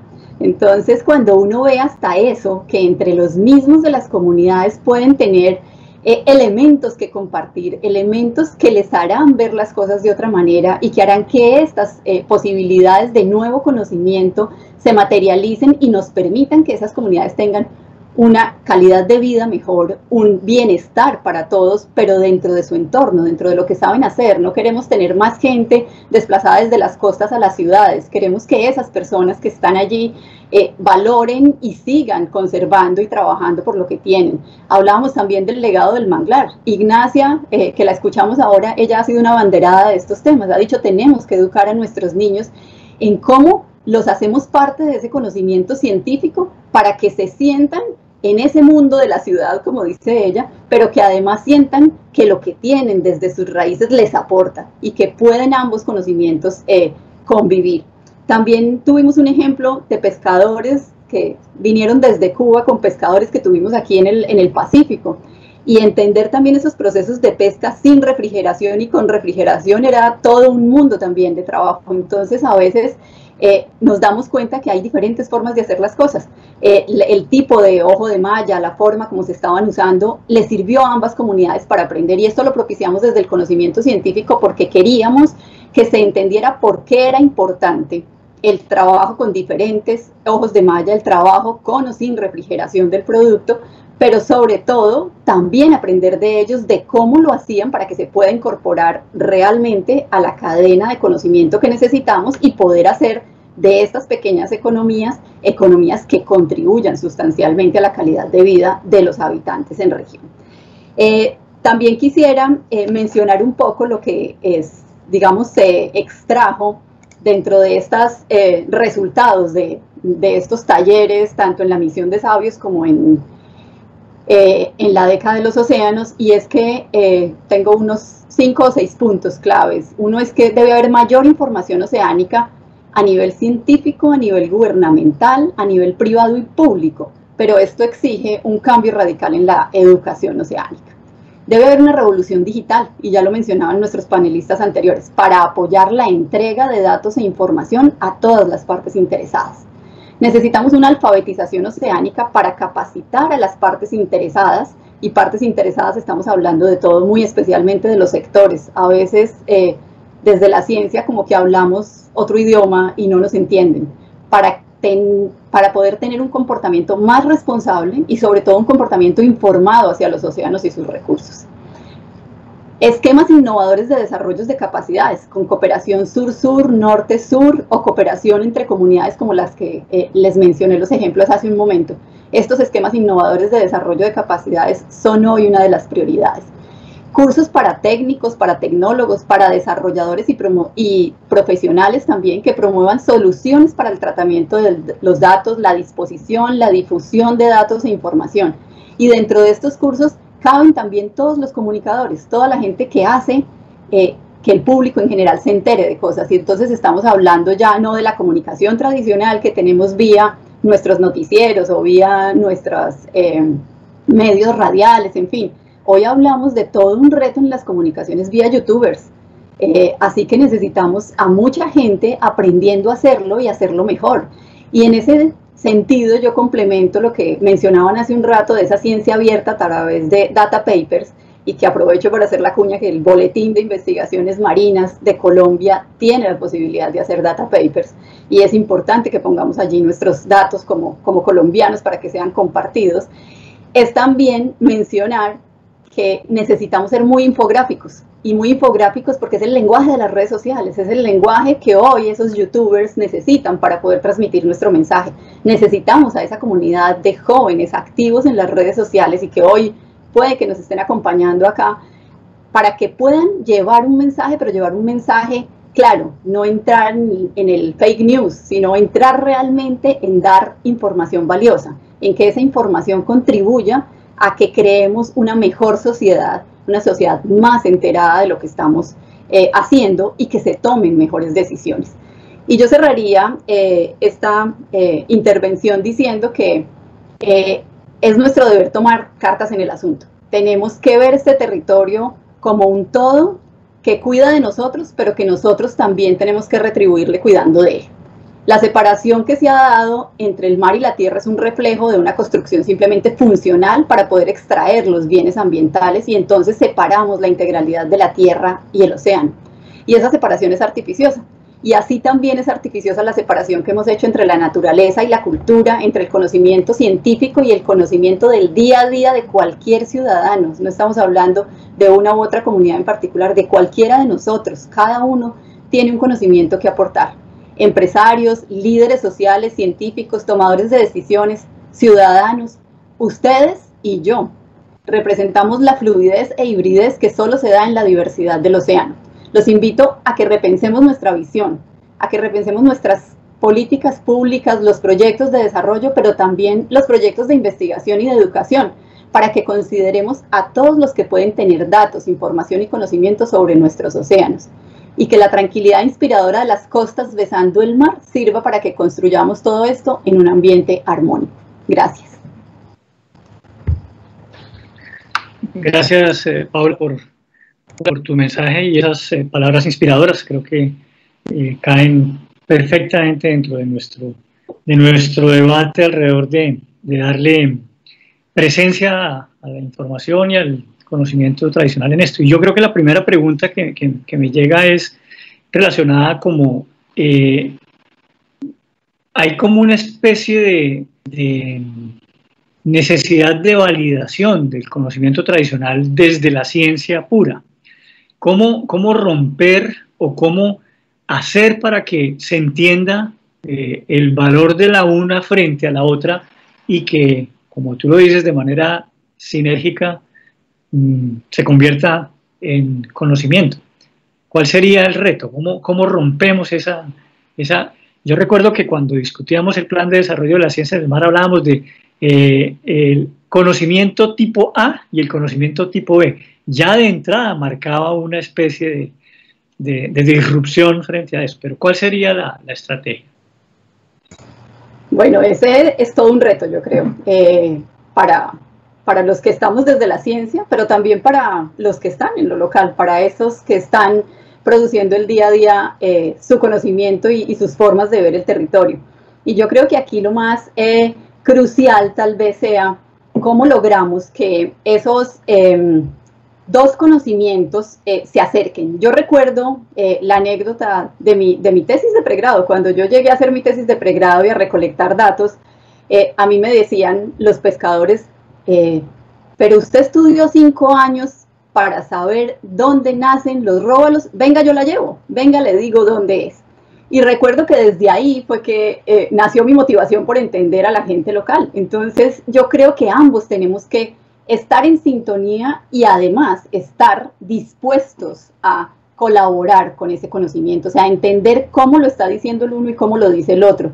Y a veces pasa hasta por los lenguajes. Cuando hacíamos el foro de saberes ancestrales versus conocimiento científico con La Guajira, era muy curioso porque teníamos unos palabreros, pero hay un ejemplo hermosísimo que está haciendo la Universidad de La Guajira, donde logra que esas personas, esos jóvenes guayú que han ingresado a la universidad, estén haciendo sus tesis siguiendo el método científico, pero sin olvidar el conocimiento ancestral. Entonces yo creo que hay que hacer unos esfuerzos tanto desde la academia como desde los científicos en lograr, por un lado, la apropiación social del conocimiento, pero por el otro también cómo llegamos a un lenguaje en el que nos entendamos. Y esto no aplica solamente para el conocimiento tradicional, aplica 100% para la educación a todos esos ejes sectoriales, que con quienes tampoco estamos teniendo un lenguaje fluido ni tampoco logramos entendernos. Entonces, lo primero es saber que ambos conocimientos son igual de importantes, que sí necesitamos, como en cualquier ciencia, validar la información, por supuesto, para eso existe el método científico, pero cómo lo hacemos de una manera en que se reconocen los valores que tiene cada uno de los dos conocimientos. Tampoco es el conocimiento tradicional per se porque sí, no, es cómo ese conocimiento tradicional puede hacer parte de lo que trabajamos conjuntamente y somos capaces de dialogar para sacarlo adelante. Yo tengo una propuesta adicional, capitán. No hay duda. Sigue Andrés, sí.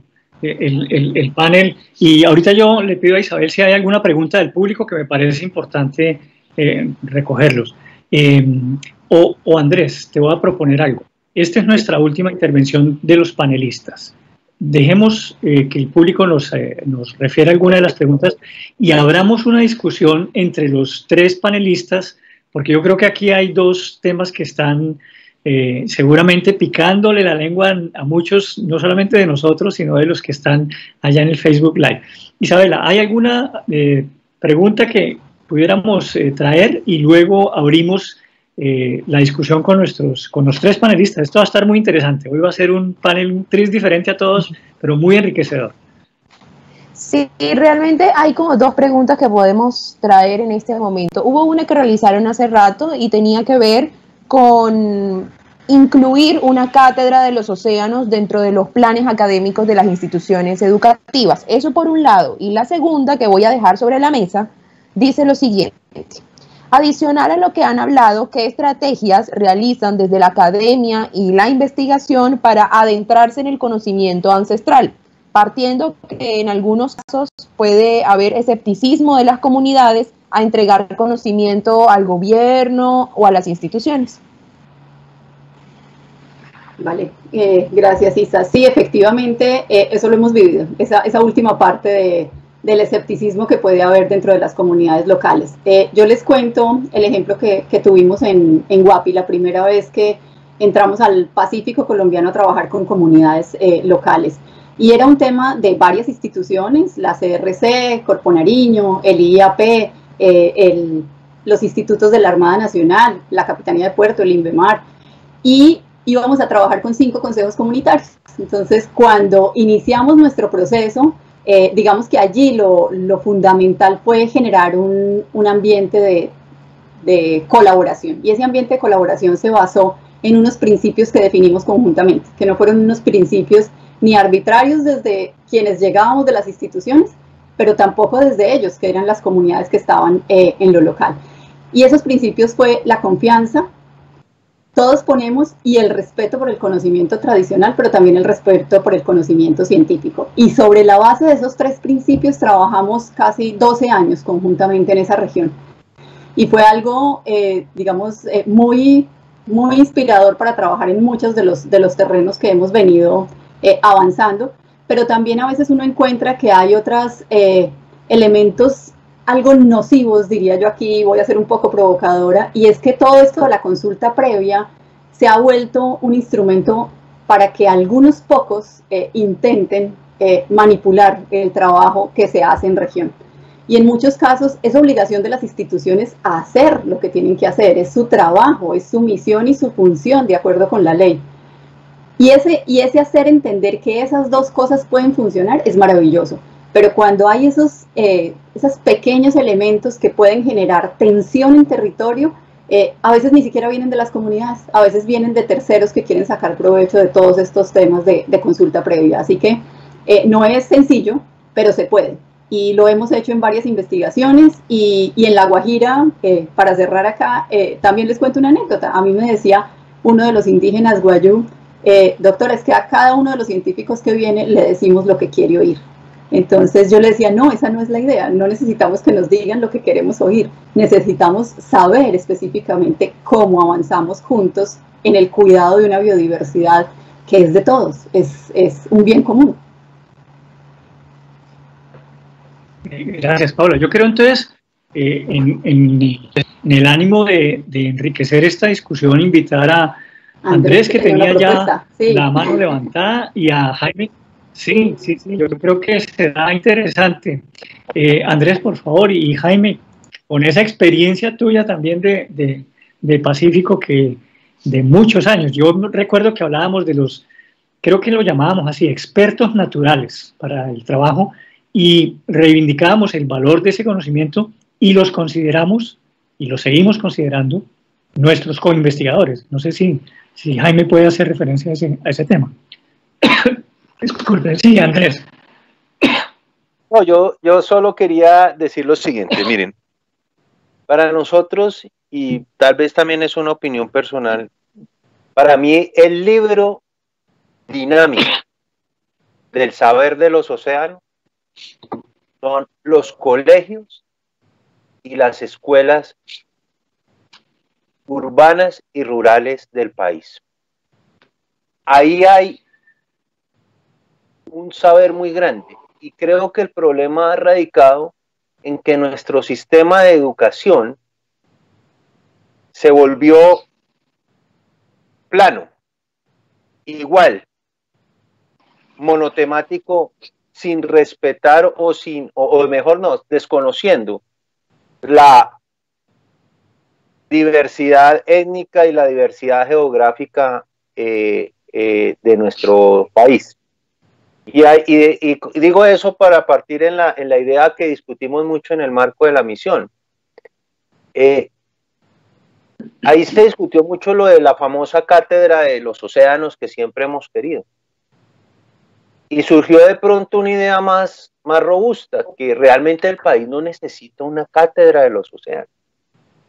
Lo que necesita es que en sus planes de estudio, de biología, de matemática, de química, de física, se apropien o se permeen con casos y ejemplos del entorno geográfico de cada escuela o de cada colegio que tiene en su entorno a los mares y costas del país. Y poníamos un ejemplo. ¿Por qué no explicamos en cálculo las integrales que tienen que ver cómo la luz se absorbe en la columna de agua y genera unas zonas fóticas y unas zonas afóticas y se va extinguiendo? Si nosotros lográramos desarrollar nuestros programas y nuestros currículos con los ejemplos del entorno geográfico en el cual está esa institución de educación, yo creo que primero serviría para que hubiese esa confluencia y no se perdiera tanto conocimiento tradicional, para que en ese marco formativo se convivan y se entiendan los conocimientos tradicionales con los conocimientos adquiridos por el método científico, pero sobre todo para que los jóvenes, los niños, adhieran ese valor y ese amor por el medio ambiente, por los océanos en este caso, que es el que nos compete. Entonces, de pronto, no es una cátedra, es que los océanos permeen nuestras mallas curriculares con ejemplos, con estudios de caso. Yo siempre he dicho, en esta época, que a las juventudes les dicen nativos digitales, ellos no son nativos digitales, son nativos de las redes sociales. Y porque también en cuestiones de océano, como en otras ciencias, pues el que no se maree, el que no le sepa la boca sal, el que no pueda ver con sus propios ojos la maravilla de los ecosistemas, difícilmente lo entenderá. Y por eso creo que en los esquemas de educación debemos ser más compenetrados a las realidades regionales, y yo creo que podríamos lograr un mejor camino hacia, como lo dije al principio, ese libro dinámico del saber de los océanos. Sí, Andrés, ahí en ese caso, cuando yo mencioné lo de etnoeducación, me acordé de esas cosas, porque justamente en Pacífico nos dimos cuenta que en cada uno de los territorios y de las formas como se hacen, digamos, las tareas, nos encontrábamos que había ya colegios haciéndolo. El colegio de Guapi tiene una clase de mares, y van al río y salen hasta el mar y hacen una cantidad de monitoreos.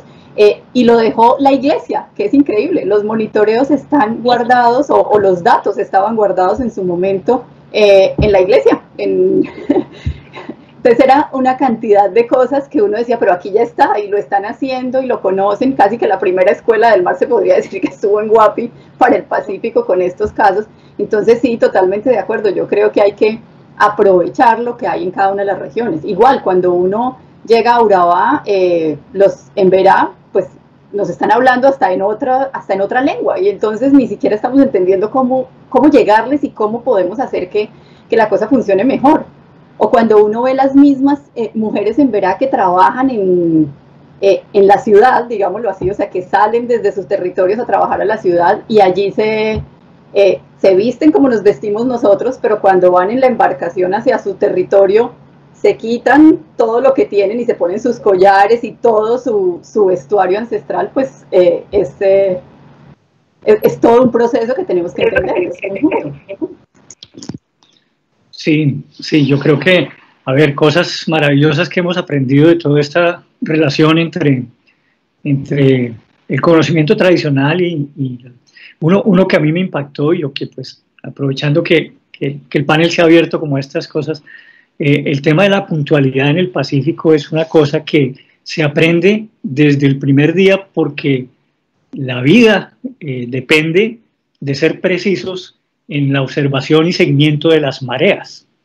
Entonces, cuando dicen, no, que es que la gente no cumple los horarios, mira, las comunidades en el Pacífico lo tienen dentro de su ADN, y es maravilloso cómo el sistema funciona eficientemente alrededor de esto, y el que no llega a tiempo para zarpar, pues simplemente pierde el bote, porque si no se embarcó a la hora de que la marea era la favorable, se perdió la oportunidad. Entonces, hay cosas interesantes que las comunidades tienen para enseñarnos. Yo quería regresar sobre el tema del acceso a la información. El instituto ha manejado un concepto de información abierta, de ahí las 9 herramientas de información que ofrecemos para biodiversidad, corales, manglares, clima, calidad ambiental, en fin, todos estos que están de acceso público, que me parece es un aporte pues, al país, y entender que alguno decía equivocadamente que en la información está el poder. En realidad el poder está en poder usar la información, esa es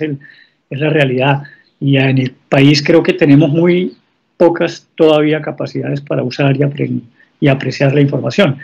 Y Jaime creo que era quien nos recordaba que mucha de esa información, y esto se relaciona con algo que vino en el análisis de la década de los océanos, el 95% del conocimiento que se genera alrededor de la ciencia en los mares viene principalmente financiado por recursos públicos en todos los países. El 95%, es un análisis que hace la COE, es muy interesante porque el resto de inversiones en generación de conocimiento se está quedando guardado en una u otra parte, y ese conocimiento se necesita para diversos procesos claves para la sostenibilidad de los océanos. Entonces, ese debate hay que darlo.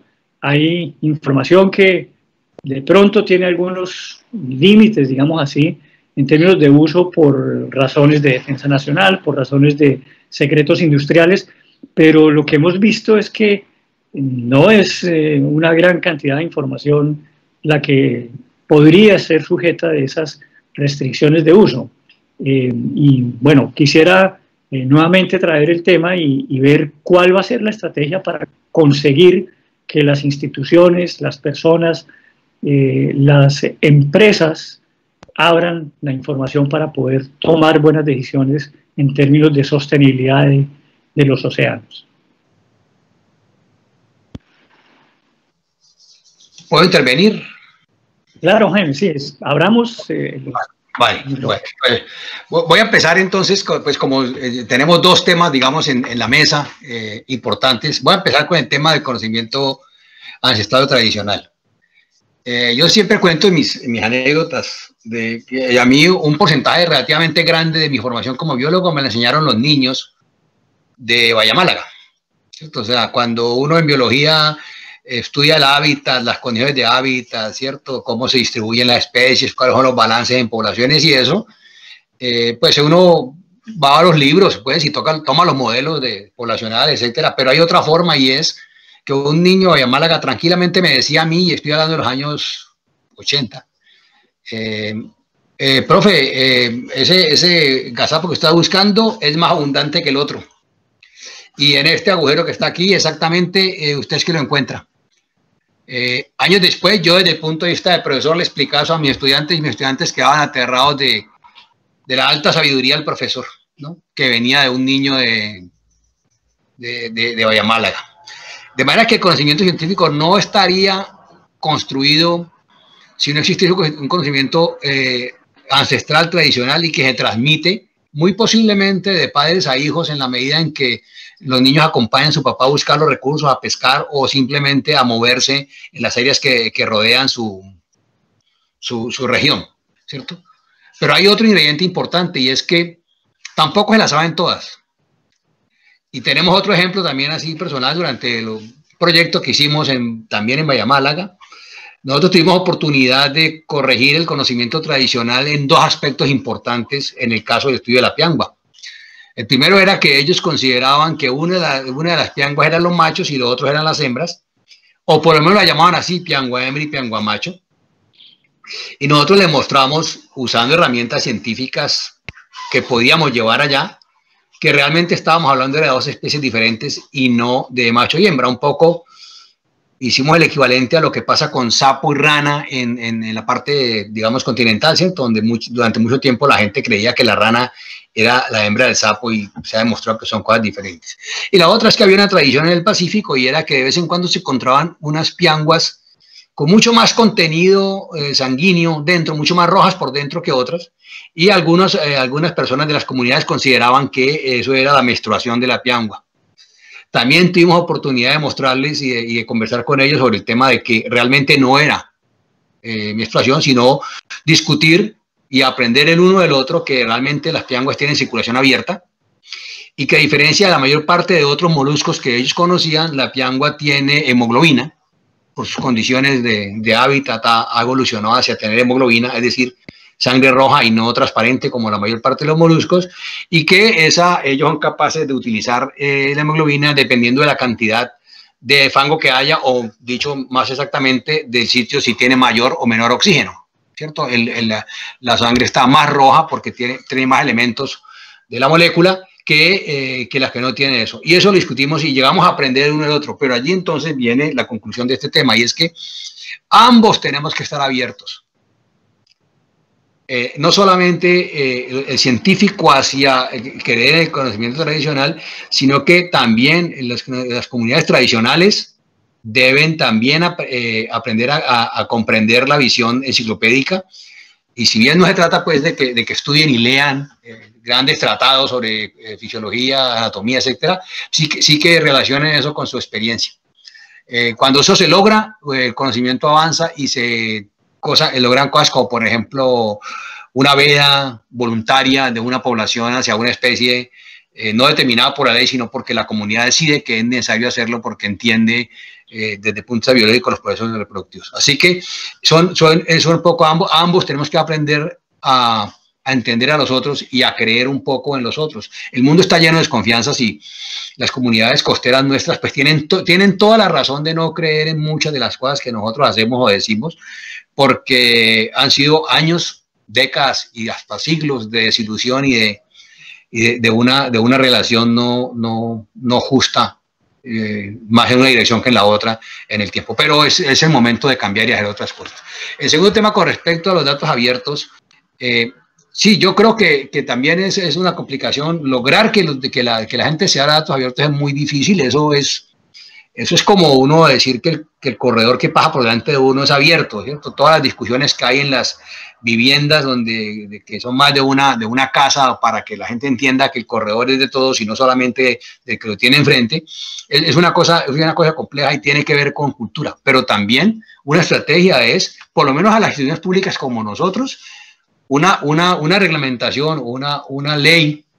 Entiendo que ahí está en camino una ley en Colombia, a través de uno de los senadores que les interesan estas cosas, que diga las instituciones públicas deben colocar su información al servicio del país. De alguna manera, pues eso tiene que tener primero sacar la ley, congeniar la ley, eso demora siglos, y después reglamentar la ley para que realmente se respete la propiedad intelectual y que no se vuelva esto, pues que todo el mundo apropia los datos de todos para beneficio personal o beneficio industrial o beneficio de este tipo. Pero creo que un paso es lograr que haya una legislación respetable al respecto. Gracias, Jaime. Bueno, creo que nos vamos aproximando al final. Aquí no solamente pues, han salido los temas estrictos enfocados al panel, sino otros temas. Y algo que aprecio mucho es que ustedes hayan compartido esas vivencias que cada uno en su desarrollo profesional han tenido. Esto es maravilloso, es lo que estaba expresando Andrés, como ese sabor de la sal en la boca y ese mareo de estar a bordo y ese esfuerzo de estar en el mar, estar en la playa, no solo disfrutando del sol, sino también disfrutando de hacer ciencia. Creo que todos ustedes tres, puedo incluirme también en mis años de trabajo en el campo, han sido pues la maravilla que haya podido tener en términos de mi trabajo. Por eso escogimos ser marinos. Creo que eso hace parte de ese ADN. Isa, creo que tenemos, voy a abrir, si hay alguna última intervención del panel, de alguno de los panelistas que nos quiera aportar, y si no, pasaríamos a Isa si hay alguna pregunta especial, y si no, procederíamos al cierre. Nos estamos aproximando ya a la 1 de la tarde, que es nuestro límite, para que si hay algún otro comentario, por favor. Sí, un comentario pequeño, capitán, es como un anuncio. Andrés, por favor. Ya pues la sociedad colombiana conoce el tomo 1 de la misión de sabios, que ya está a disposición de manera incluso virtual. Pero ahí no termina la producción de información de la misión. Estamos próximos a entregar también el tomo 2, que es un tomo de reflexiones de cada una de las misiones, y posteriormente vendrán 8 tomos, cada uno de cada misión. En el caso del foco de océanos y recursos hidrobiológicos, la sociedad en general pues tendrá ya ese documento con mayor profundidad, muy amplio. De hecho, la última edición y corrección de estilo deja como de 400 páginas, un poco así. Y creo que también será muy importante, pues también como un documento orientador, pues para todas estas cosas que hemos hablado. Esa sería, digamos, lo adicional, y nuevamente agradecerte a ti, capitán, a Paula, al INVEMAR, a Isabela, a mi querido amigo Jaime, pues por este espacio tan interesante y tan agradable que hemos pasado el día de hoy. Muchas gracias. Gracias, Andrés, con mucho gusto. Paula, ¿tenías algo más? Sí, una cosita, Capi, respecto a lo de datos abiertos y lo que mencionaba Jaime. Yo diría que adicional a tener una legislación, necesitamos también tener como un programa de enseñarle a la gente a usar los datos que ya están abiertos. ¿Y por qué lo digo? Porque lo vivimos con nuestro propio sistema de información. El sistema de información ambiental marino para Colombia, es increíble que mucha gente internacional puede extraer información de nuestro sistema y mostrarla en paneles internacionales, porque lo hemos visto y nos citan. Y tenemos tanta gente en Colombia que dice que los datos que están en el CIAM no se pueden bajar. Entonces creo que también hay que hacer un esfuerzo por enseñarle a quienes necesitan usar los datos cómo usar los datos, o cómo acceder a los datos que ya están públicos, pero por no saber usar WMS o saber usar las tecnologías que se requieren para manejar, por ejemplo, los geovisores y la cartografía, no logran tener acceso a esa información. Entonces, era solamente para decir eso, y quería compartirles esta diapositiva. No sé si ya la pueden ver, porque creo que al final este es nuestro sueño. Sí la vemos. Soñamos con que todos los corazones palpiten los océanos, y en nuestro diagnóstico futuro de la especie humana se evidencie que somos uno solo. Gracias, Capi, era eso. Gracias, Paula. No, muy bien. Sí, creo que uno de los retos, y lo mencionó Jaime, lo mencionó Andrés, y en los retos de la década están precisamente el de generar capacidades en los países, en las sociedades, para poder analizar datos y interpretarlos y convertirlos en conocimiento para tomar buenas decisiones. Nos aproximamos al final. Yo quiero nuevamente agradecerles a los panelistas la generosidad de su tiempo, la generosidad de haber compartido sus experiencias y su conocimiento en todas estas lides que han tenido que afrontar a lo largo de sus vidas profesionales. Creo que es muy enriquecedor. Nos plantea el reto de convertir todo esto en elementos de protección y de conservación de nuestros océanos. Quiero agradecerles a todos los que nos han seguido por las redes sociales. Las preguntas e inquietudes estamos tratando de hacerlas llegar de todas maneras a los panelistas, para que eventualmente hagamos un gran balance de todo este grupo de personas que han estado interesados en esto. Quiero agradecerle muy especialmente a nuestras corresponsales, a la señora ministra Mabel, por quien también tenemos un respeto y aprecio en su calidad de investigadora, como dije cuando la presenté, de las regiones, y a Ignacia, una experta natural de los temas de los manglares del Caribe colombiano, y indudablemente una líder social de reconocida trayectoria en su vida profesional. Isabela, cierro con mis palabras el evento. Te agradezco a ti también la coordinación y adelante. Muchas gracias. Muchas gracias, Capi, gracias a los panelistas y gracias a todos los que se conectaron con nosotros, no solamente hoy, sino durante toda esta semana, donde tuvimos unos conversatorios enfocados en hablemos sobre océanos y en diferentes temáticas que abordan los temas de océanos. Sin embargo, esto no termina aquí, así que los invitamos a que sigan conectados a través de nuestras redes sociales. Recuerden que también nos encuentran por Twitter e Instagram como @INVEMARColombia, porque el resto del mes de junio tendremos otros espacios de conversación, más actividades orientadas a los océanos y queremos que ustedes sean parte de ellas.